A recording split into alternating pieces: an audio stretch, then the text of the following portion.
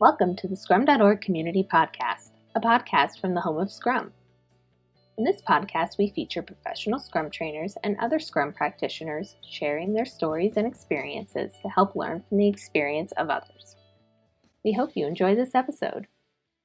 Hello, everyone, and welcome to the Scrum.org Community Podcast. My name is Patricia Kong, and today we have Will Seal, Ryan Ripley, Todd Miller, three best friends, three amigos working at the evidence-based company, also professional Scrum trainers. Hello. Good morning. Hey, how's it going? Hello. So we are picking up off of a webinar that actually the four of us participated in earlier in October, which was a different topic than I think Scrum.org or even the three of you would normally talk about, but it was about career management. And it was about career management that was inspired from the evidence-based management framework. So can you quickly, Ryan, give us a quick spiel about how EBM applied to this canvas so then we can start diving into all the questions we want to get back into? Well, we started thinking about, I don't think it's any secret on LinkedIn. It's now the end of October 2024.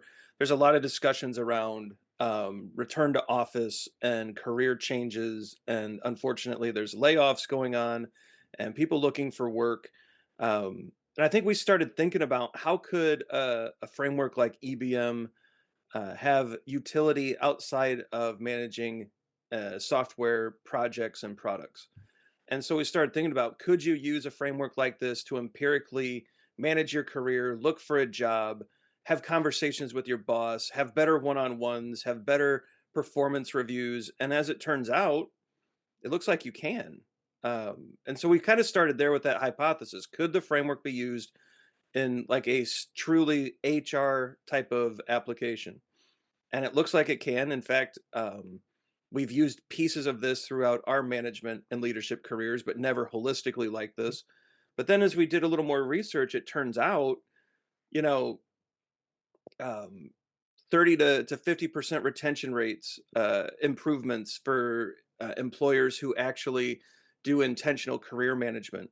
94% of employees have said that they would stay longer at a company if it invested in their career development. 50% of employees say that they don't believe their managers are prepared for these discussions. Like, when I can go on and on and on with job satisfaction, skill development. But what we found after that hypothesis is that there's a ton of great data out there at SHRM, at LinkedIn, at all sorts of other sources that say intentional career management bidirectionally, manager and employee, has a ton of benefits for the company, has a ton of benefits for the employee. There's not a lot of great solutions out there. And we thought, cool, this might be a good solution fit within this space. And so we started working through it. And as it turns out, people really liked it. And I think it's super timely in terms of developing and thinking about how we can work within an organization. I think it's also, at least what we were seeing from the webinar, a helpful conversation just because of, well, frankly, the blowout of, hey, Agile is dead. A lot of Scrum Masters are being laid off. Capital One got rid of their whole Agile department. The Future of Jobs report, actually from the World Economic Forum, they said, in the next several years, 69 million new jobs will be created, but 83 million are going to go away. So I think it's a timely conversation. And so when you were seeing this applied, you saw this, the three of you across your own careers. Have you been able to have guided conversations using a canvas with any of your customers or other people that you mentor? I mean, I don't mind jumping in here again. I've used canvases in the past with my bosses, right? So there's a thing called the empathy map. And I was having a very difficult time connecting to my boss. I was having a very difficult time understanding the alignment of my work and my job. And at the time, I was a director in a Fortune 200 finance company or financial company. Um, I was having a hard time connecting the work I was doing to organizational goals, to my HR set goals, to my manager's expectations. And so I worked through the empathy map and just, here's what I see, here's what I think, here's what I hear. And I brought this to our one-on-one. And at first I thought this would be contentious. right? And as it turned out, he looked at it and said, "Well, I don't agree with this." And he put a new post-it in a spot, and he's like, "But this is right and this is right." And he's like, "You're really good at this, but you're not great at that." And we ended up having what was, it was supposed to be a 30-minute one-on-one. It's a 3-hour meeting. We ended up leaving the office at around 7. We were both like, and I think we actually ended up grabbing a beer afterwards. Like, we were actually very happy with the outcome. There was good alignment. I understood where he thought my weaknesses were and where my strengths were. And it gave me an opportunity to actually look at, well, maybe he's got a point. Maybe I'm doing something here that I think is right, but he thinks is wrong, and his opinion's important. So I need to adjust to that. But it also gave me that sense of alignment with, what I wanted to do with my career, his expectations, HR expectations, organizational goals. And I ended up having, one of the best years I've ever had in my career. Ended up getting promoted, right? A few years later, but it was the idea that when we were talking about these canvases, and the experience that sparked in my mind was, it was twofold. First was that experience with that VP, which was just it was a pivotal moment in my career. But then I've never actually felt comfortable in one-on-ones. What do I talk about? What does the employee need from me? And I don't think managers get trained on this. I Mm. did a lot of research and read a lot of books, and Todd can tell you I spend a lot of money at Amazon plowing through, materials and books. We get a new topic, and and so I prepared, but I still never felt like I actually used those meetings well. And so it just always kind of bugged me. And so when Will and Todd started talking about a possible canvas for these interactions and using EBM to power it, like tons of light bulbs started going off. Like, wait a minute, I had this problem in the past. I've had good experiences with canvases in the past. This has legs. This is something that could be really good. Yeah, the canvas for the conversation. Okay, powered by EBM. I love it. Will. So October 8th, for people who are listening, 2024 is, you can see the webcast, you can see the canvas. Can you walk us quickly through this canvas that you guys thought about? Like, what are the major points of it?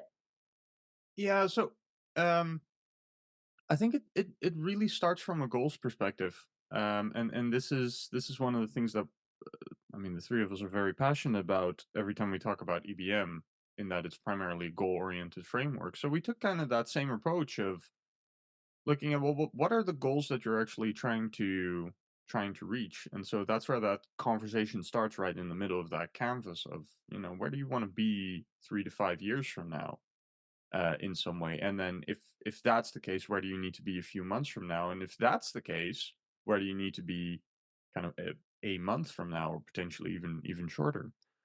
And that then naturally leads into the question of, okay, if this is where you want to be, what are the things that you have to be doing right now?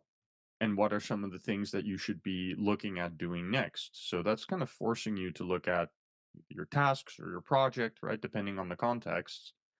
And only when you've done all of that, and you have a clear idea of where you want to go and what you're doing, do you start looking into, okay, so given that's the case, what are some of the measures I need to be aware of, right? In terms of what is influencing my ability um, to progress, what is influencing my frequency of experimentation, my frequency of learning, what is some of the value that I'm chasing, and most importantly, what have I done so far? And you can use that in total isolation, right? And I know Todd, for example, has used it to help in some of his fitness goals. But it is something that you can use with your direct report, or if you're working with a client, just to kind of show where you are on the journey and what you're aiming at. It's a single source of truth, essentially, for where you're going and what you've done in order to get there.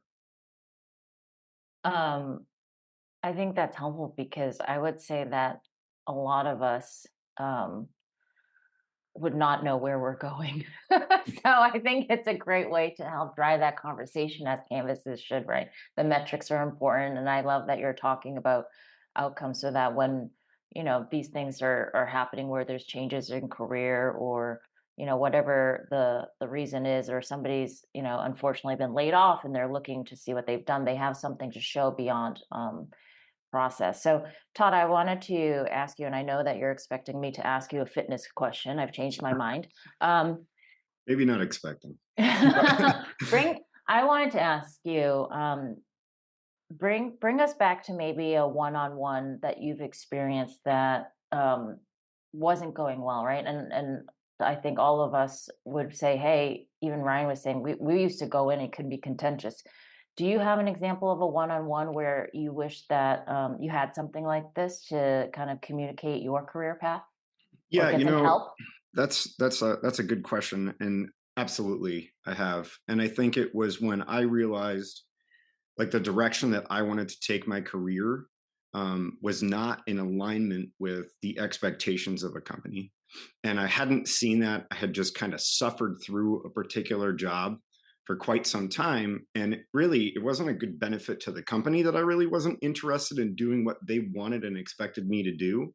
Um, and it wasn't a benefit to me. It just kind of made me miserable. So if I had been very clear about the purpose and where I wanted to go with my career in that company, they would either have the flexibility to help get me there or not. And that would lend itself to me having left sooner. Because once I figured it out, and I mean, I had been working at this company for quite some time, but once I figured out that where I wanted to go was different than what they wanted, it was like an aha moment and time to start looking for a job.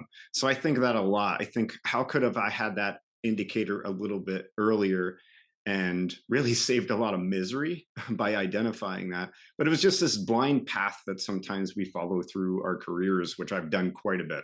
Like, I'm just doing this now. I don't have any idea where I'm going. And I always used to hate the question, where do you see yourself in 5 years, Todd? It was like, I don't know. Like, I have no idea where I see myself in 5 years. I'm really interested in these couple of things right now. But 5 years, I have no idea. So I think that's happened to me twice, Patricia, that just feeling of I am out of alignment with corporate expectations, and that's okay. Let's just stop the misery and move on. That's I think that that's really mature of you actually to say, hey, this isn't helpful for me, nor is it helpful for you, company. Um, so let's say people are using these canvases, you're having those conversations with your manager or maybe your reports. Ryan, what would you say for people who might be using a canvas, they're trying to have those conversations, but it's not being received as it's intended, right? About growth, about communication. What if you have somebody that is using it as that little, you know, stick? Yeah, I think this is one of those where you can't surprise people with EVM and have good results, right? I think Todd and I recently did a video actually called "Don't Surprise People" over on the Agile for Humans YouTube channel, and it was actually people were kind of surprised. It was well received. I Perhaps this isn't a well understood idea, but when you're building an EBM dashboard, let's say you're doing this for a project or a product, and you have data on there that could make someone look bad or that could be embarrassing or that could put someone in a tough spot, and you just shotgun that out into a wide audience, you're asking for trouble. You're asking the natural human response is defensiveness. People are going to defend their actions. There's going to be argument. There's going to be conflict. You've escalated this well past solving a problem up to crusade or war. I mean, you've turned this into something terrible. Um, if you step back a second and take a blank template into your manager, your leader's office, and say, "I don't feel aligned with what I'm supposed to be doing. Would you please help me?" And I think this could be a cool vehicle to help us have that conversation. Show me a manager who's going to say no. Like, if someone would actually bring something interesting like that to a one-on-one, I would have been ecstatic. Like, cool, all right, let's work through this. Like, let's see if we can find some alignment. And I think so co-creation, I think, is huge. And this idea of not surprising people, right? But as an employee, if I walk in with this and I treat it like it's a weapon, like, hey, you haven't given me what I've all right, get out of my office. I'm not having that conversation with you. Or if you really want to have that conversation, I'll bring HR in and actually have a real like then let's have that escalates, right? Because now I've been attacked and I can't have the yeah, and it just that I think is risky. So co-creation, don't surprise people. It's not a weapon, it's a vehicle for a conversation. Cool. All right. So we've talked about having these conversations and the cautions to take in big companies. Will, I'm interested, as we're winding down on time. The three of you, used to work corporate consulting, big companies, and then you made the jump to be independent. Will, you worked with some of the biggest companies in the Netherlands, some of the biggest consulting companies in Europe. How would you advise somebody, as they think about using something like this, or they need a tool when they're thinking about that whole, should they be freelance, kind of taking a different direction on how you manage your skills, frankly? Ooh. Well, it depends on what you're what you're trying to do as in terms of where you want your career to go and what do you want to be hired for. And this Did you is feel that you knew that you wanted to be hired for being you? um honestly at the very start of my career, I would say I just looked to get hired. Um but I think after a while you kind of become aware of your own identity. Um and uh Also what differentiates you from others. I mean, we are three, for example, all three of us are professional scrum trainers. We're capable of teaching the same classes, and yet if you were to take a class from me, you would get something different from if you were to take a class from Todd, or if you were to take a class from Ryan. And if you combine any of us in some way, it turns into something else entirely. um and so I think as you're establishing yourself kind of in that field, um, you want to differentiate yourself. Now, it's very easy to talk about how you're different because everyone talks about how they're different. I think where EBM comes in is that it can show you how you're different in terms of the kind of results that you achieve and the kind of outcomes that you achieve. Um, so one thing, for example, that I really focused on in my consulting is this idea of using behavioral design, based on Taylor and Sunstein's work and a bunch of others. And I can make that visible in terms of metrics by showing that I can achieve real change in organizations, while also raising employee morale without at one point going through any big organizational transformational steps. Which is, I mean, I say it now, and if you believe me, that's great. But I have numbers that can show that. And so I think if you are going to be an independent and you are going to be on the market, well, show me that you can do what you say you can do. Show me that your what your difference actually looks like in terms that are relevant to your clients.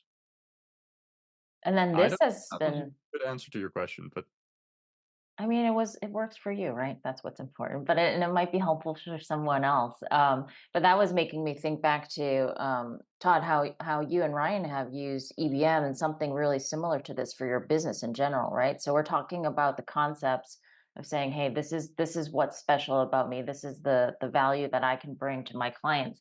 Now we actually have to run a business. So you guys have used this both for Agile for Humans, but Todd, and I'm asking you specifically because you've worked with other people who are basically starting their own small businesses completely out of our industry, right? And you've used the same sort of language or the same ideas for them. Can you talk a little bit about that? How you framed it for them?